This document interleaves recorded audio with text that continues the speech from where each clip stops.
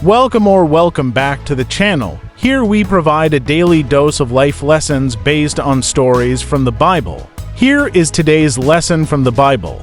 The silence of God, hearing his voice in the midst of stillness. Lesson from Job 26.14. Have you ever asked, why doesn't God speak to us anymore? If you've ever found yourself wondering where God's voice has gone, you're not alone. It's a question that has echoed in the hearts of countless people throughout history. We long to hear his words, to feel his presence, but sometimes it seems as if the heavens are silent. The book of Job, especially Job 26-14, offers a profound insight into this perceived silence. Job speaks of God's wonders, saying, "And these are but the outer fringe of his works, how faint the whisper we hear of him. Who then can understand the thunder of his power?" Here, Job reminds us that even in what seems like God's silence, there is still a whisper of his voice. The divine language in creation. We often expect to hear God's voice as a booming, unmistakable declaration.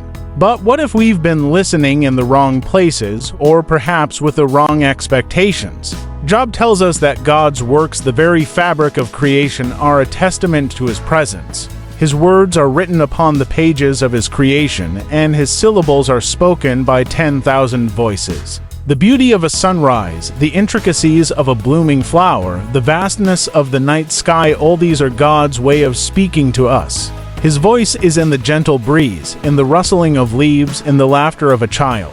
It's not that God has stopped speaking, it's that our ears have grown deaf to his gentle whispers. The problem of perception.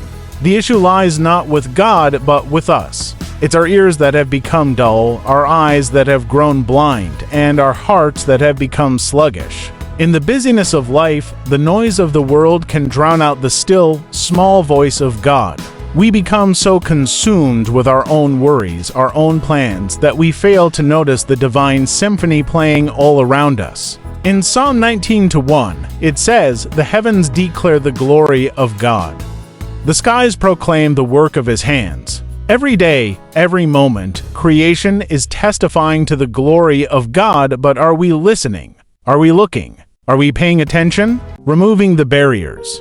If we truly desire to hear God's voice, we must first remove the barriers that prevent us from doing so. This means peeling the scales from our eyes and removing the plugs from our ears. It requires us to quiet our hearts, to still our minds, and to listen not just with our ears, but with our spirits.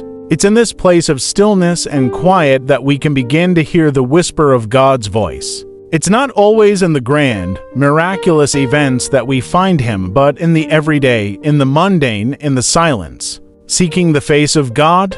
To hear God's voice, we must also seek his face. This means cultivating a relationship with him through prayer, meditation on his word, and a heart of worship.